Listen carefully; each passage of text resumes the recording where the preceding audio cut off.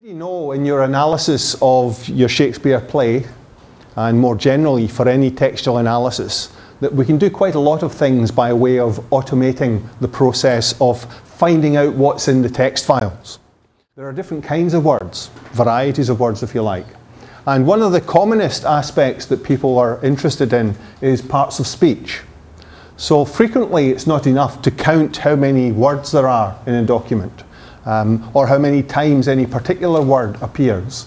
You often need to differentiate the different parts of speech that are present in the document. And that means that some words will morphologically look the same, but they may actually appear with different parts of speech. So you may have to discriminate those in some way. And you might, for instance, be very interested in the use of particular parts of speech, like proper nouns.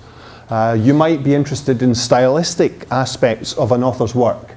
For instance, the ratio of one part of speech to another they use in their writing. How frequently a particular type of verb is used, for instance. There are all sorts of questions that you could ask about parts of speech. And to try and answer them without using software analysis to actually extract the information from the source text file can be quite arduous, to say the least, and very time-consuming. Fortunately, there are software programs around that can help us with this.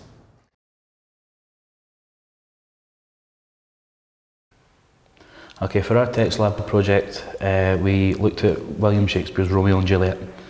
We identified 4 key concepts that we felt were important in analysing the play. So we looked at the notions of violence, time, gender, and the possibility that the play might be classed as something other than a tragedy, for example, a romance. Throughout our analysis of the play, we used a number of different programs, including Unix, Docuscope, WordWord, and Lattice.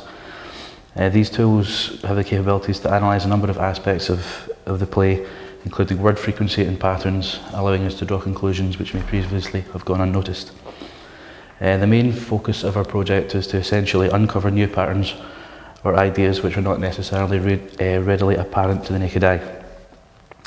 We were able to use these tools to compare Romeo and Juliet with some of Shakespeare's other plays, or more specifically with his other tragedies, allowing us to look for or identify similarities or differences between the plays.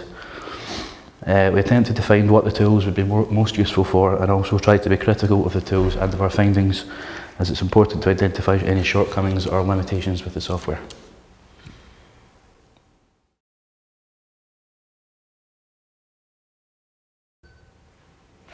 What we've discovered from our analysis of The Twelfth Night is that certain aspects of wider criticisms about the play have been backed up by the computational analysis, but also that certain parts of the digital analysis have been quite unreliable because they've led us astray just due to small errors.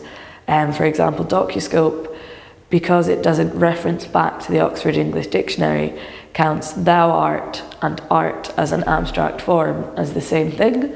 So we were discovering that there was a high proportion of abstract referencing in our play, which of course wasn't true when looking at the text again. Another thing is that the use of pronouns, which we identified through word hoard, seems to back up wider historical criticisms.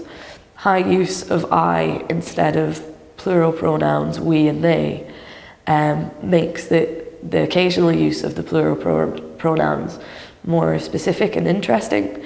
For example, the use of Olivia saying we when she's on her own points to it as being the royal we, which could link with a wider historical background referencing to Elizabeth I at this time.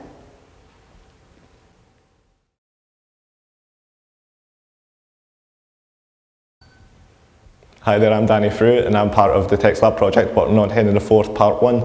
We found that our play had quite a high-driven male narrative, and this meant that there was a lot of informality in the language of the play as well, because there was males struggling for power, and there was quite a high use of questioning language but a low use of formal queries, and this plays into the aspect of disrespect. We also found that salience of particular words in our play had an impact on the language. For instance, anon is used in scenes of Hal in the tavern where he makes fun of Francis, but there's an ironic undertone to this because he's taking pleasure in delaying Francis from a task, but not really realising that the whole play is focused on him putting aside his task of becoming king. Instead of living up to his responsibilities, he's fooling around in taverns basically and getting drunk. We also found that there was quite a high use of RE words. For instance, words beginning with RE, like reform, restore and redeem, and these all play into the central themes of the play because it's Hal's quest to redeem and reform himself and reform his father's kingdom.